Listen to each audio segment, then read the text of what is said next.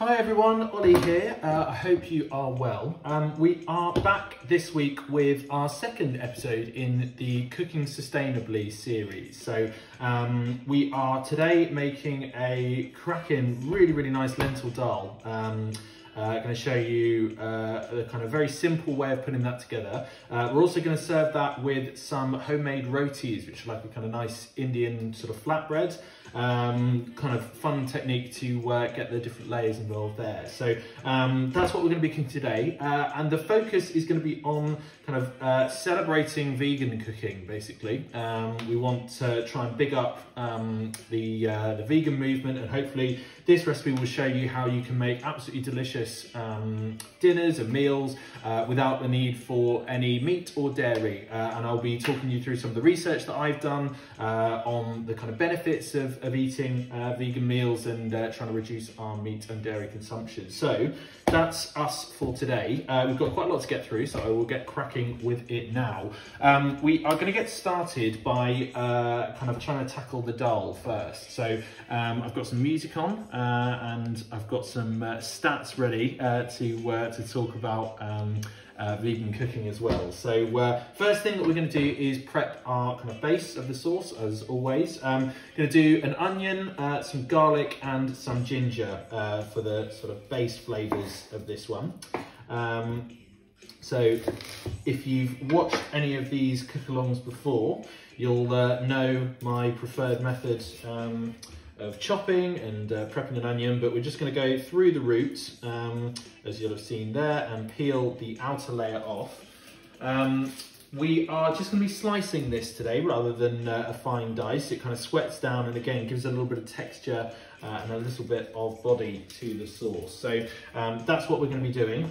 So again, you can see there, just root on. Don't have to be too fine with these. These are going to kind of sweat and cook down, which won't be a problem. So just slice kind of relatively thinly and evenly is the main thing. You want to make sure that they're all about the same size so they cook at about the same rate. So again, just repeat with the other half of the onion. And you could, use shallots for this, would be very nice. It'd be fine with a red onion as well. One of the themes that we discussed with the last video that we did, which was a lovely tomato sauce from scratch and a nice linguine to go with that. One of the things we discussed there was about using sort of, whatever you had in the fridge, basically, or in the cupboard, as it may be for an onion. So make sure you're kind of just, using whatever you have. The food waste principle still applies. We're just, as I say, kind of going to be talking a little bit more about the macro benefits of vegan cooking today. So we are going to prep the other parts as well. So ginger here, the skin is absolutely fine, and if you've seen before, the kind of teaspoon peeling technique is a useful one. I don't have one to hand at the moment, so I'm just going to use the knife here, get rid of some of that skin. You can leave a little bit on there, it's not a problem. As I say, this is going to kind of cook down. But you just want to peel your ginger, and you can use a teaspoon for that, as I said. And then we're just going to kind of finely slice that into thin bits. And I'd say you want to be fairly generous with the ginger here. That was a kind of large part that I chopped up. I may not use all of that, but I will use a kind of good, thumb-sized piece is banded around a lot, but something along those lines. Probably just chop up another few bits as well. And similarly, we're going to go for 2 garlic cloves as well. I'm just going to double check we're recording, which we are. 2 garlic cloves. Again, if you've watched these videos before, you'll know how I like to kind of prep these. So knife, just give them a little tap to pop them out of their jackets. And again, we're going to be finely mincing these, so you don't need to worry too much about the kind of initial chop. Just take off the heels there as before. I'm sure you're getting fairly used to the preparation methods by now. So finely slice those like that. And what I'm going to do as well in the meantime is just get my pan up to heat. So you can see I'm using a kind of sort of stock pot type thing, a sort of double-handled pan. Main thing is it needs to have a reasonable amount of volume, because we're going to be making a kind of almost like a soup type thing, thicker soup basically. So it needs to be able to hold enough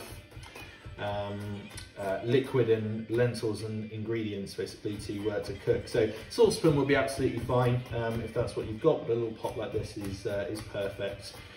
So just going to bring that up. You want that on a kind of low medium heat. You really don't want it to be kind of scorching hot.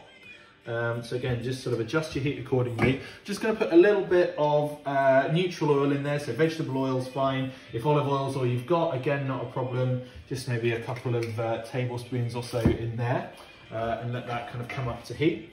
And the ginger and the garlic, we're just going to mince down. So again, the onions we want to keep slightly kind of larger, but the ginger and garlic, just be kind of rough and ready with it. Again, if you've watched any of them before, or if you watched the tomato linguine video that we did last week, you'll have seen this was how we kind of prep the garlic as well.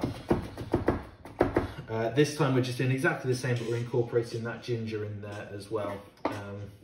We just want these to be a sort of nice background note throughout the sauce. So again, non-chopping hand on top of the knife, running it back and forth through there, making sure you drag back into the middle.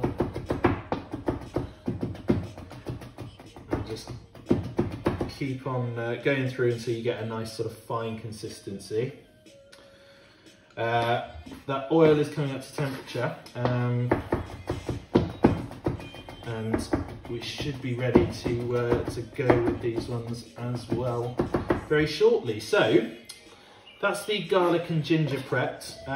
You just want to get it to a nice kind of roughly even, fairly small size. The onion can now go in. And I'm not hearing a huge sizzle, which is absolutely great. Again, we don't really want it to be a sort of, frying process. We just want to kind of sweat this off. If it picks up a little bit of colour, it's not the end of the world. This dish is quite forgiving, along with a lot of other stews. They're quite sort of rough and ready, so you don't need to worry too much about kind of doing things exactly right. But with that being said, we want to try and make sure that we get the right technique from the off. So the onions are just starting to come up to heat. As always, when I'm sweating onions, just a little pinch of salt in there to help draw out that moisture can be really helpful.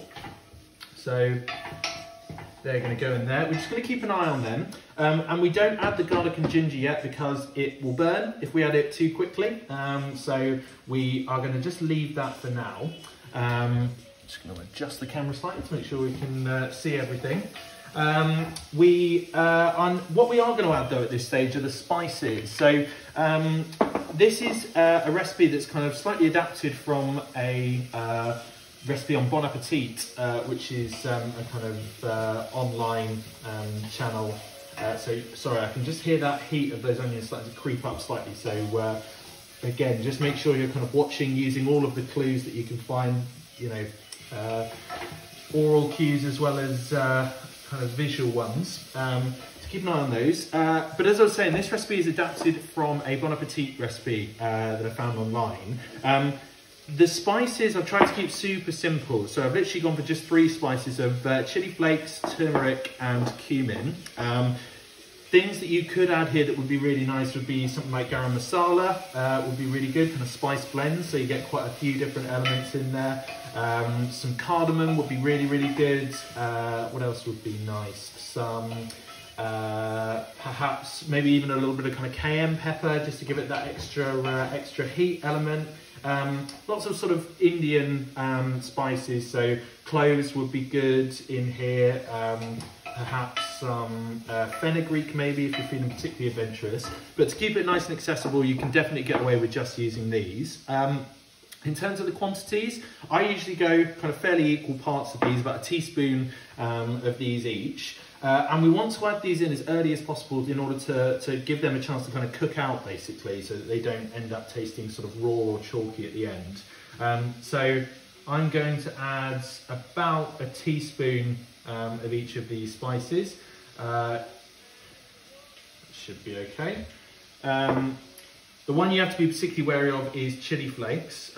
They obviously pack a punch, so and the kind of aim of this dish is not for it to be sort of blow your head off spicy, but just more sort of aromatic and flavoursome. So again, just use your best judgment, but around a teaspoon of each of those will go nicely.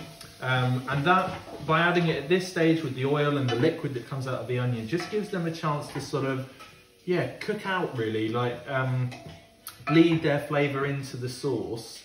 If we add them too late, they can kind of taste a bit raw, a bit chalky, so add those in now, I would recommend doing.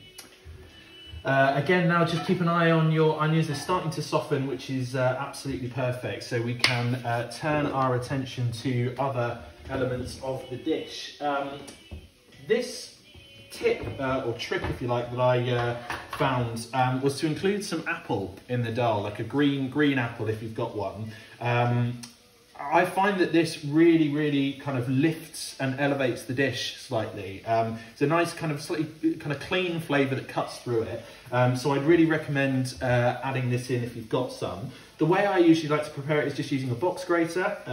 If you want to, you can chop it up. You just want to make sure it's kind of nice and fine, which, as I say, you know, easiest way is just use a grater like this, or a food processor maybe. We want that kind of apple flavour rather than, you know, big chunks of it going through, for me personally. If you did want to kind of chunk it up and put it through, you can do. I'd just maybe add it in a little bit sooner or a little bit quicker before the kind of the end of the cooking. So we're going to add this in sort of right at the end so it retains that freshness. If you're doing it in cubes, add it maybe a little bit earlier. So I've just given this a quick wash as well. Don't need to bother peeling it. The skin will again kind of cook down. So just want to be being very careful, because graters are often one of those things that I think is kind of underestimated as a potentially dangerous implement in the kitchen, and they really can hurt and take your fingers off. Just go down to the middle and sort of work your way around on all sides of the apple.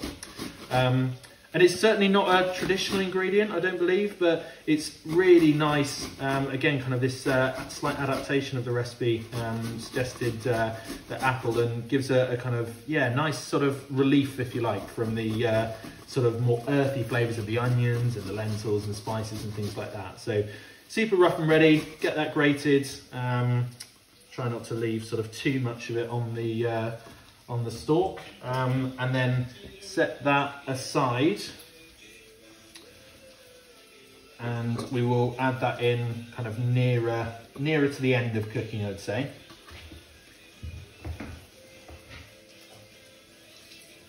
Give those onions a quick stir, make sure they're not catching.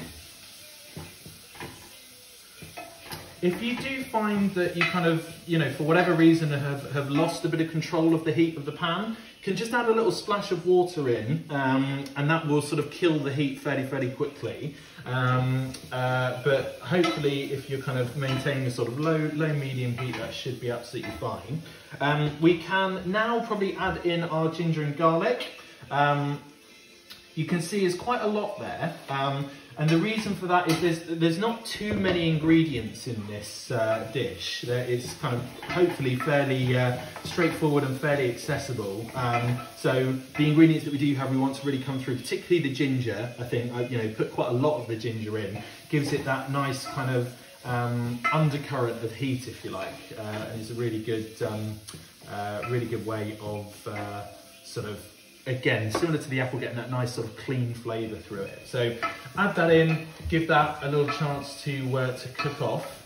And then we are going to add our lentils. So lentils form the body of this dish. They're, again, very traditional in Dali. The lentils or split peas, other sort of pulses that can be used.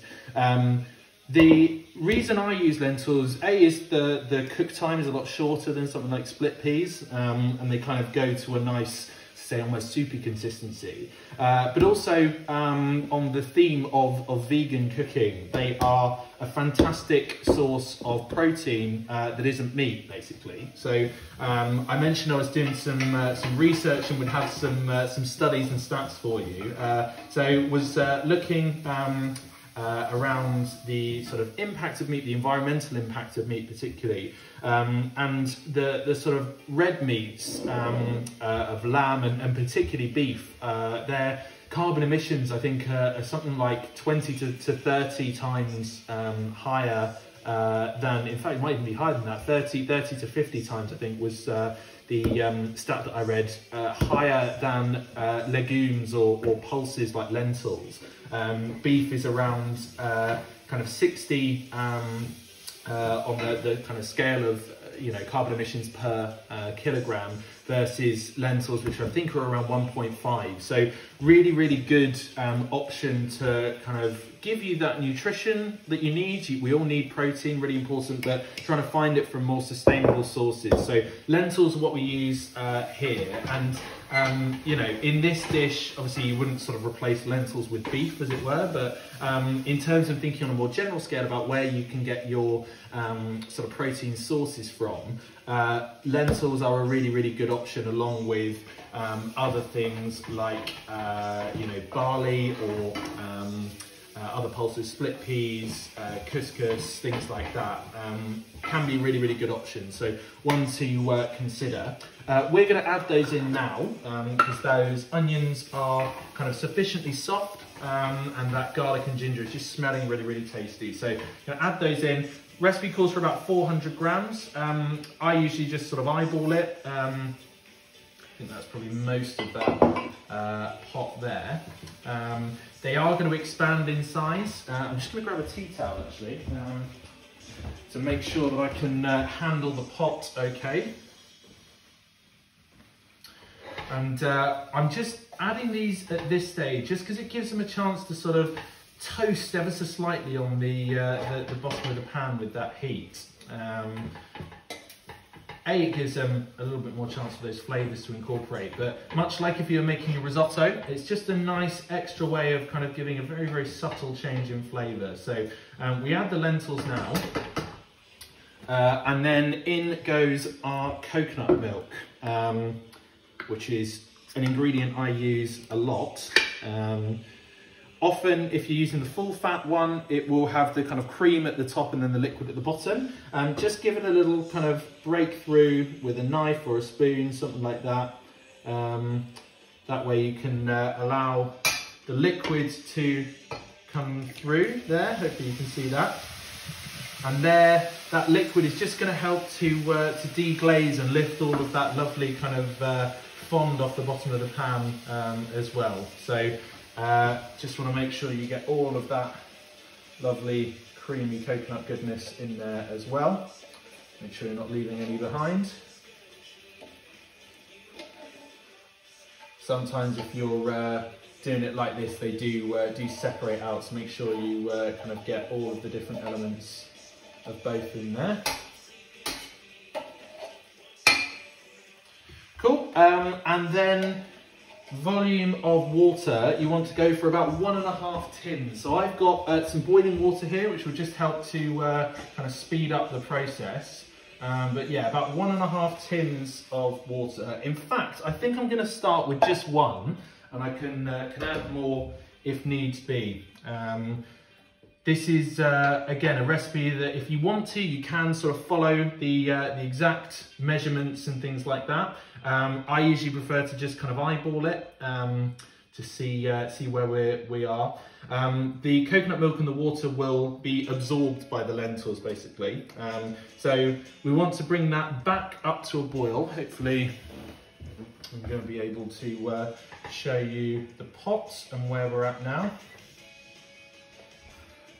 So you can see there, it's looking very kind of soupy. All of that liquid is going to be sucked up by those lentils, and we should be all good to go. And try and this was not the pot to do it with, actually. I needed one with handles rather than one that I need to. There we go, little flare up, but we're all good. The joys of live cooking. So that's going to come back up to the boil, and once it's there, we want to drop it to a simmer and let those kind of soak up all of that lovely goodness. The other element, again, if you've been watching my shows before, that I always find is really important is the garnish of a dish. So while we've got a bit of time and that's going to kind of blip away and soak up all of that lovely liquid, we're going to prepare our garnish. So I really like using cashew nuts in this, but again, other nuts would be really nice. You could use almonds, you could use walnuts, would be absolutely fine. Even something like pistachios would probably be okay. Again, forgive me, probably not a very purist response to dal, but again, if we're thinking on the lines of sustainability, it's about using what you have. If you do have them, I think cashews are best personally. So all we're going to do there is just turn on, whoops, my stove is playing up slightly. Try and make sure that we're locked in okay. There you go.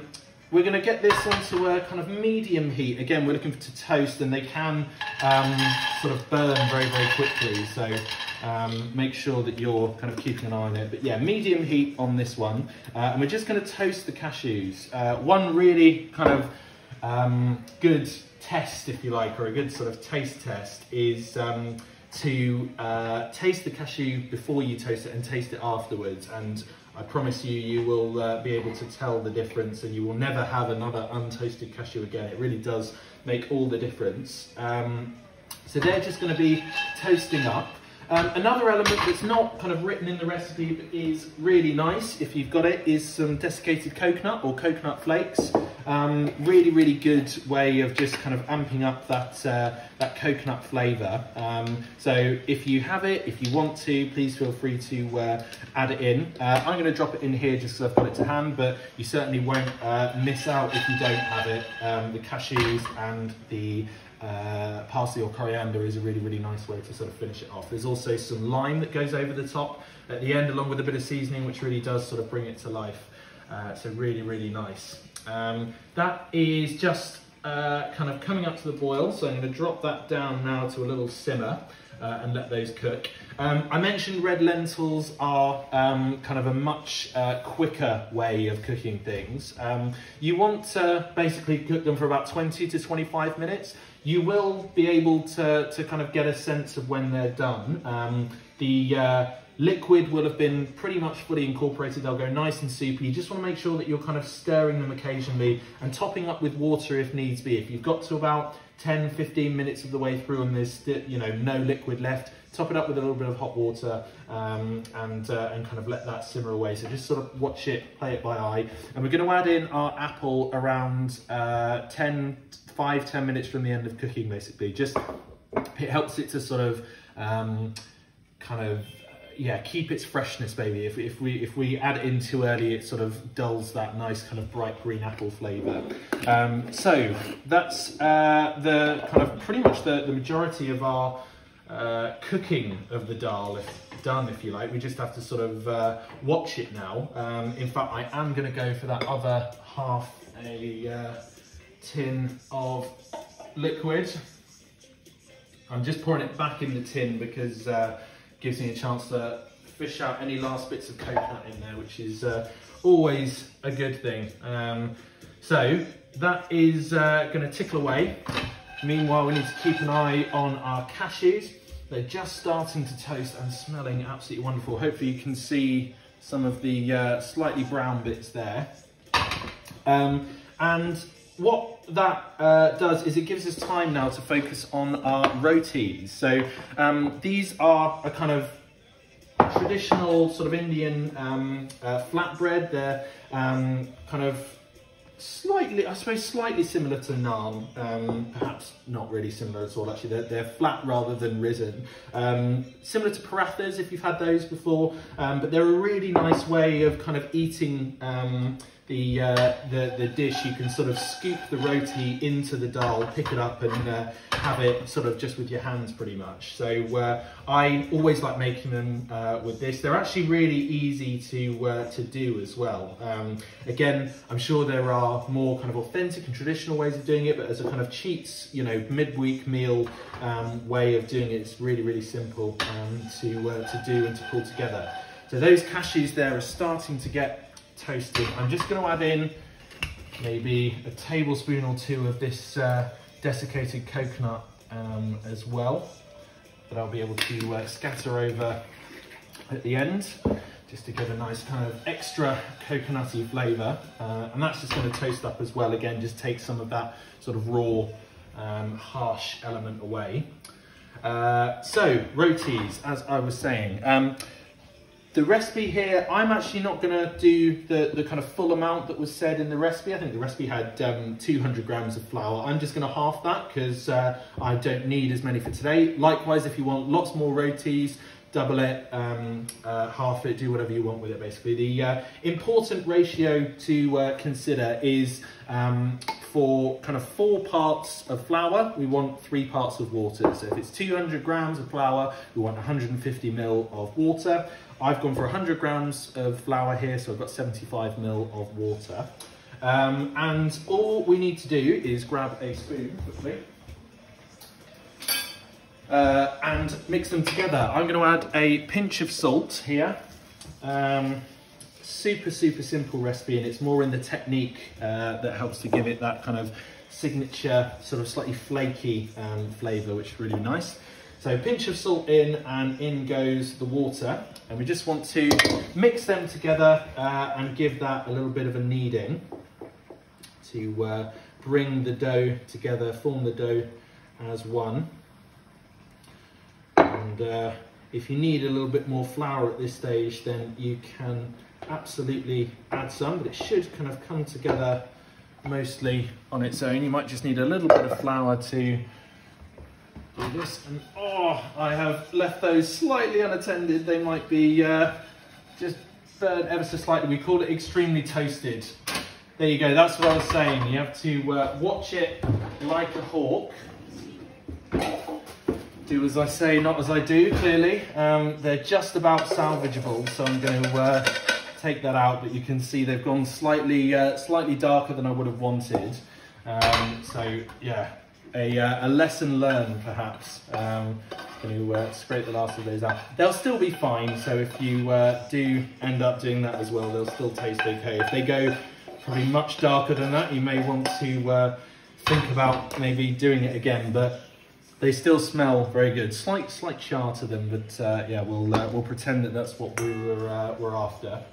Likewise with the dal, just want to make sure that we are stirring that occasionally to avoid it sort of catching on the bottom too much.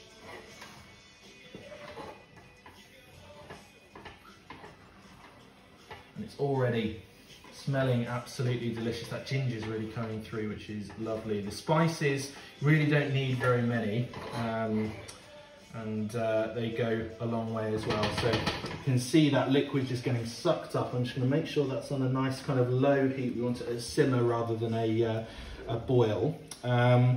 So as we were saying, the rotis here are a really nice kind of accompaniment basically. So I'm just going to flour the work surface because we're going to give these a very quick knead.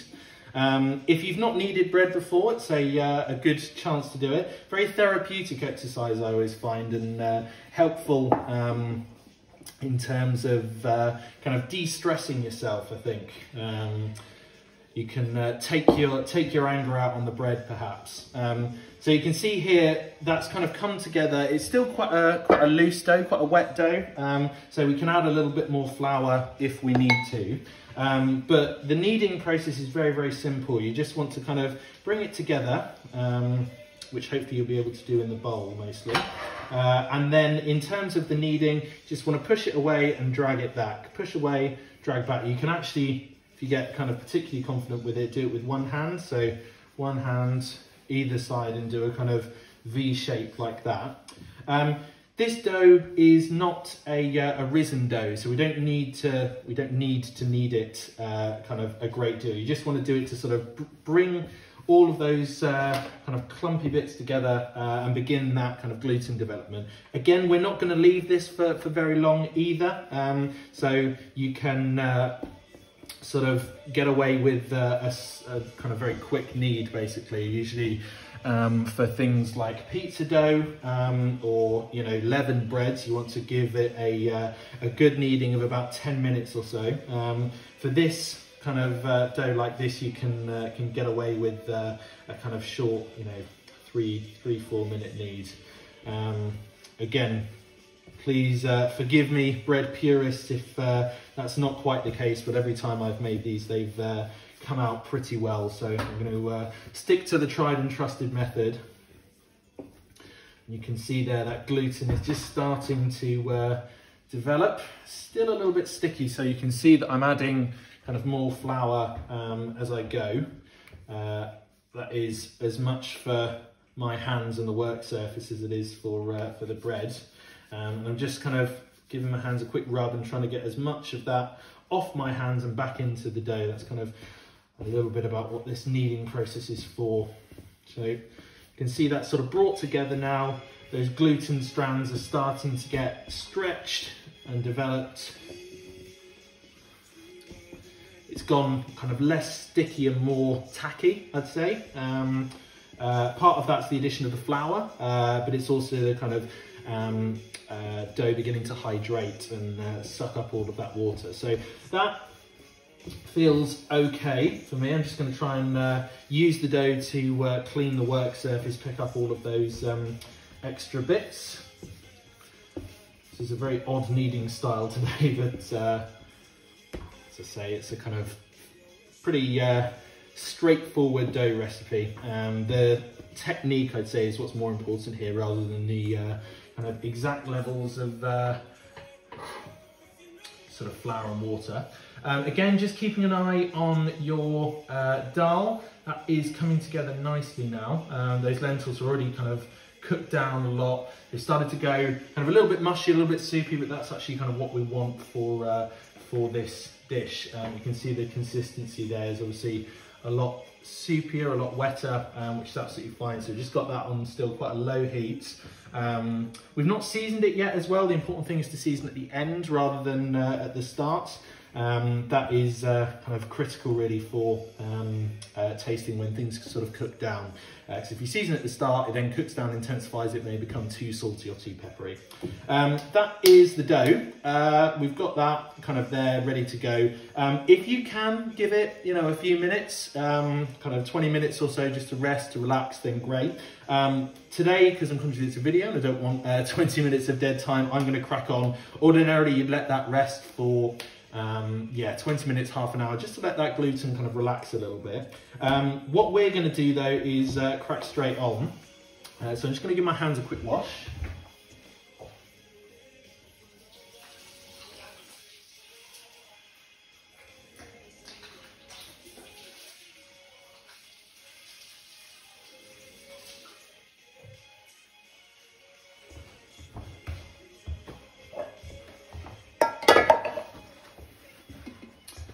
So that's our garnish ready for later. Have a little quick clean down if you get the opportunity as well. Always a good habit to get into. So with the dough, we just want to separate this into around 3 or 4 balls. I've just got this kind of dough scraper here. I'll go for 4 because they're a little bit more kind of mini rotis, if you like. So 4 sort of balls of dough like that. Again, making sure you've got a little pile of flour on hand to help kind of avoid them getting too sticky. Dal is looking pretty good. Trying to avoid it sticking to the bottom of the pan as much as I can. I may just give that a little taste actually, see where we're at. Oh, really, really good. That's pretty much there, to be honest. I think what I'm going to do now is add the apple, and then I will give that sort of, probably just the residual heat I think will be enough. I may even turn it off and let that kind of apple flavour go through. And then when it comes to serving, I'll just bring that back up to heat. So we'll drop the heat off of that one and just pop a lid on to kind of keep that warm. But it is tasting fantastic already. So final step now for our rotis is the shaping, and I mentioned there was a kind of an interesting technique with this one. We are going to use a rolling pin, or in actual fact, I'm fortunate enough to get one of these. They're really, really good, kind of like a mini rolling pin basically. And we just want to roll these out pretty flat, pretty thin. So you can see there kind of 50 pence piece maybe thickness, probably a little bit thinner than that. Maybe even thinner than 50p even. As I say, these ones are quite mini, so they'll be fairly small but perfectly formed. So again, just a light dusting flour to make sure you can kind of work with it. And you can see there it's gone much thinner if it doesn't fold in on itself. Much thinner, which is absolutely perfect. Traditionally, you would use butter or ghee at this point, but again, in an attempt to keep it vegan, I'm just going to use some vegetable oil. And all we're going to do there, I'm just going to pour a little bit onto a plate like that. And I've got a little brush here. If you don't have a brush, you can absolutely just use your finger. But if you do have a brush, it's a nice way of kind of ensuring even distribution. And we're going to basically paint this with oil, which sounds really, really weird. But this is what gives it that kind of characteristic sort of flaky, almost slightly crumbly texture. We sort of paint it with a little layer of oil and then fold it in half on top of itself and do the same thing here. So this is where you can see the layers coming into effect. Just a little thin layer, then go into a quarter like that, make sure it's kind of evenly spread. And then you want to roll it out back into a circle kind of as best you can really. It's a bit trickier rolling it out from a quarter shape into a circle than from flat. Again, key here is making sure it's nice and rustic obviously. Again, just a little bit of flour if needs be, but you can see we've effectively created sort of 4 layers there by folding it in on itself twice. That kind of, when it cooks, will go lovely and yeah, sort of flaky, crumbly, really, really nice kind of added texture. It just takes the sort of classic flatbread to a new level really, and again with the dal being sort of Indian inspired, that's kind of what we're going for, is that roti sort of dipping bread style, which is absolutely perfect. So you can see there, nice and thin, not quite the sort of window pane test, but nice and thin. That's going to cook in the pan, and while I do the rest of these, I will talk you through some interesting research and statistics if I can find my page that I have open. So the whole point of this, as I say, is about vegan cooking and trying to sing the benefits of vegan cooking for everyone, not just you know, providing a recipe for those that are already vegan, but trying to encourage all of us to eat less meat, less dairy, and you know, embrace the kind of plant-based diet a little bit more. The research on this has actually been out for a couple of years. Well, certainly a lot more than a couple of years, but some of the kind of landmark research that I came across has been out for a little while. I think it was January 2019 was the sort of big study of the kind of Eat Lancet commissioned report. I think there's a World Health Organization one as well. There's, you know, loads and loads of information out there, which I found when I was kind of researching the topic. Actually, I sort of knew in general that eating less meat was a good idea, but didn't necessarily know about, you know, the specific data and where to look. The website that I found that was kind of very helpful was something called the Carbon Initiative, Carbon Brief, sorry. And they have a really good sort of interactive site that I use that kind of gives you kind of a direct comparison of various different ingredients and how to kind of how they impact the environment, basically. So if you are interested in finding out about this, I really encourage you to. It's a fascinating area and one that clearly affects us all, you know, and future generations as well. I would say, you know, Google the Carbon Brief interactive, what is it called? What is the climate impact of eating meat and dairy? And that page has a lot of information on there, but it's really, really worth reading. Goes into detail about, as I say, the different ingredients that are out there and the impact that they have. Makes for quite shocking reading, actually, and sort of hopefully will allow us to change our dietary habits for the better. So I'm just going to give this pan a quick wipe out in preparation for the rotis.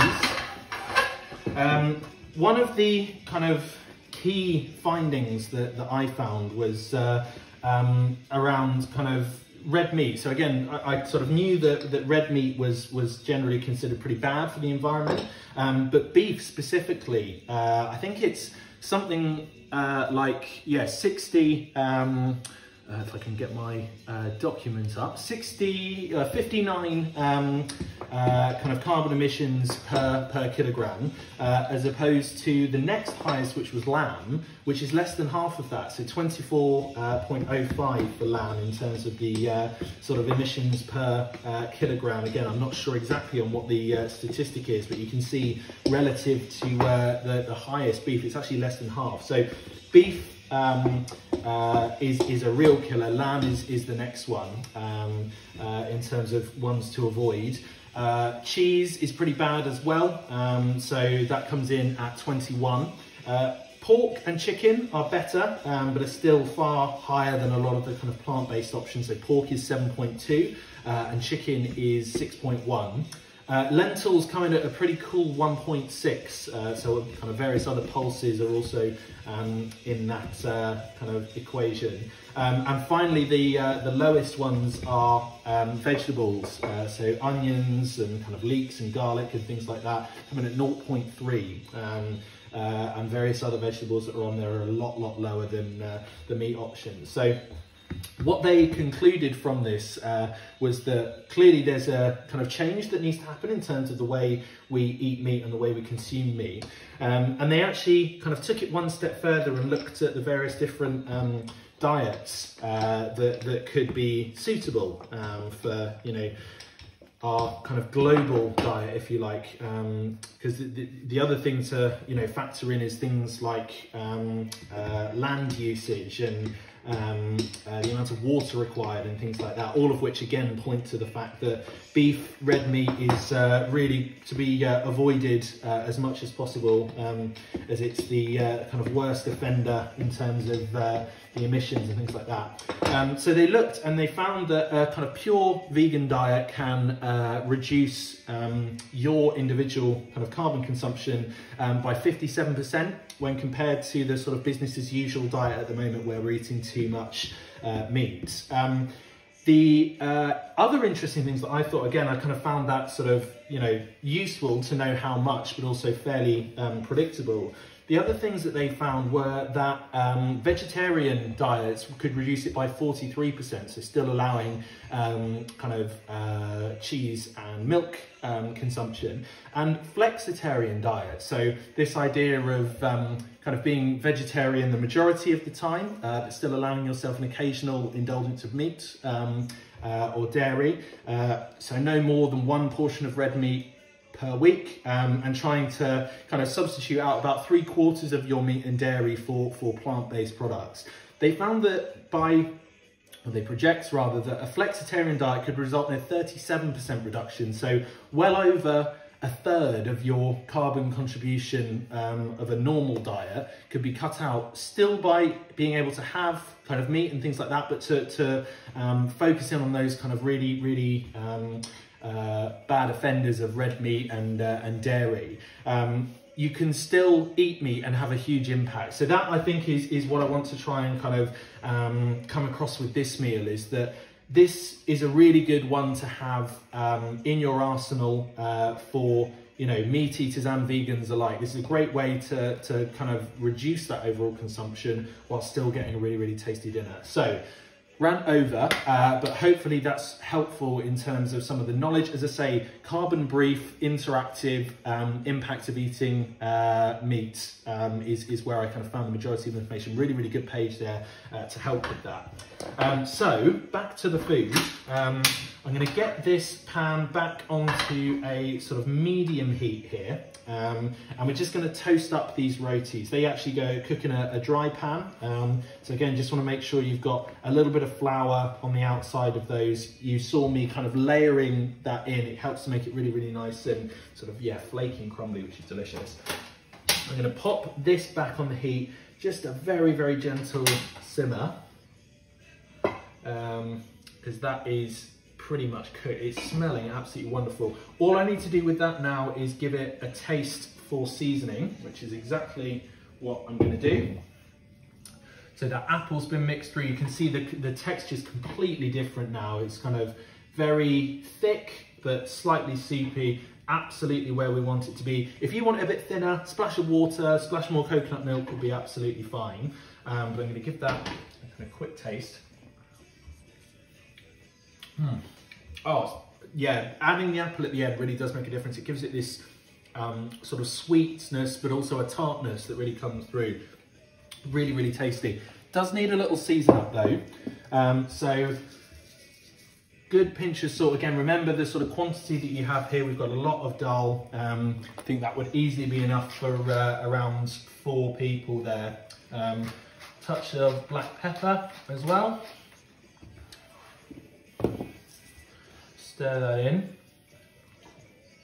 And what you can do at this stage as well is to toss through, if you want it just as all one thing, you can toss through your coriander or your parsley, your lime juice, things like that. I prefer to leave those on and add them as toppings at the end, just because I kind of visually find that a bit nicer, and also the flavours aren't necessarily dulled by that. They're still quite fresh when they go on top. If you want to add them in now, that's absolutely fine. But that is looking absolutely perfect. So going to keep that on a very, very low heat. Meanwhile, hopefully this pan should have been coming up to heat. So I'm going to drop these in, as I say, just to a dry frying pan. I'm trying to have a little clean down as well.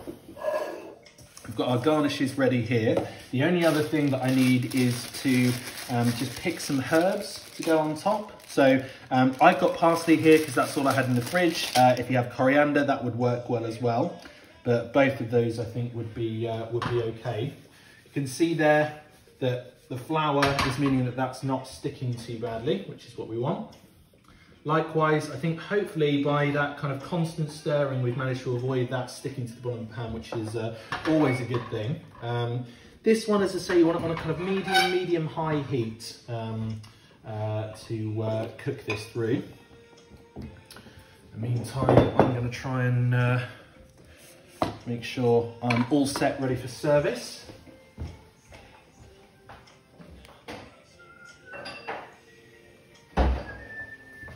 Realise as well that there's a big grey cloud that's just come over, so hopefully you can still see me okay. What you should start to find is that it begins to just puff up slightly. We've created those layers and the kind of slight space for air to come in, which is absolutely what we want. So just watch it. I flipped that over. You can see it's got, excuse me, got no colour yet, but it will do. Again, you can see it sort of puffing up. Feel free to just sort of squash it back down if you want to. I think that's what I'll do, just to try and keep it kind of relatively flat. Again, we want this to be our kind of like dipping bread to scoop up that lovely dal. I'm just going to give that another taste for seasoning. I should add as well that I'm tasting with the same spoon that I'm cooking with. Yeah, it's sort of COVID friendly basically. I'm with my family, but if you're not, then obviously to taste and make sure that you're being kind of very hygienic. Yeah, and the salt and pepper just bring it all together, so it's really important to get that right at that stage. You can see there just starting to get some colour on those rotis, which is absolutely perfect. I may even have room in the pan for another one. Well, maybe not, be patient. So that's cooking. You can see that's on a pretty high heat now, which is fine. Again, we're not, because they're so flat, we don't need to sort of cook them through a great deal. They just sort of take on a bit of colour, which is exactly what we want. So dal ready, roti's ready, garnish ready. We should be all good to go. The only other thing is a lime, which I'm just going to chop in half, ready to serve. So you can see it's a fairly quick meal to kind of pull together. The breads particularly, as I say, are kind of, I'm sure they're slight cheap versions, but they really are a good sort of way of using it midweek to kind of get that same effect. So yeah, I'd really encourage you, meat eater, vegetarian, vegan, to try and incorporate this style of cooking into your diet a little bit more, as hopefully some of that very, very brief research has shown you it's really, really important. We have to change the way we're eating. We have to change the way we view meat. It can't be seen as the kind of go-to. It's a luxury to be had very infrequently, or as infrequently as possible. There's a fantastic account on Instagram as well if you are looking for more information on it, called Telltale Food. He speaks very eloquently about it, far more knowledgeably than me, and he is really good in terms of providing some of that information as well. So follow him and head over to the Carbon Brief Interactive, what is the climate impact of eating meat and dairy, if you want to find out a little bit more. So that's our kind of cooking sustainably angle done, and the message over. Now to the important part of the actual eating. You can see there, that's what we want. Oops, a bit hot, but that kind of colour is what we're after. Light brown, absolutely perfect. And you can see the kind of layers that are in there now. That's going to be absolutely delicious. Time to serve up. Dal is there. Just going to take a nice kind of big spoonful into my bowl. Really, really tasty. My mouth is watering with this. It's really, really nice. So that's the dal there. I'm just going to top that with some cashews, some of that coconut flake goodness. Slightly burnt, but we won't tell anyone. A few leaves of parsley. And a quick squeeze of lime. Oh, might have got a duff lime here with no juice. Oh, that's annoying. There's a little bit in there. Squeeze the lime over the top. Quick season with salt and pepper. And serve up with a little roti tucked in like that. And there you have, hopefully you can all see that, my delicious lentil dal recipe with homemade rotis. Really, really want you to give this a try. It'll be absolutely delicious. I haven't got a spoon here, annoyingly. I really want to dig into this. I will dig into it off camera to spare you that image. But yeah, really encourage you to make this. Really hope you've enjoyed this Cooking Sustainably series. I think it's a really important message, and hopefully two kind of really good recipes for you to get started with on those lines. If you are interested in me and more about what I do, head over to my Instagram at otcooks_eats. Got loads more kind of vegan, non-vegan recipes over there. Really, really tasty. And likewise, if you've enjoyed this series, please let us know. Comment underneath this post, tag us at HeartsSU and at otcooks&eats.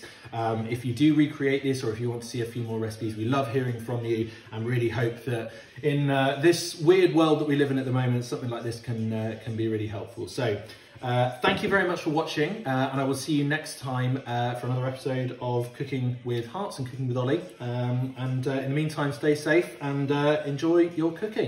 Take care, everyone. Bye-bye.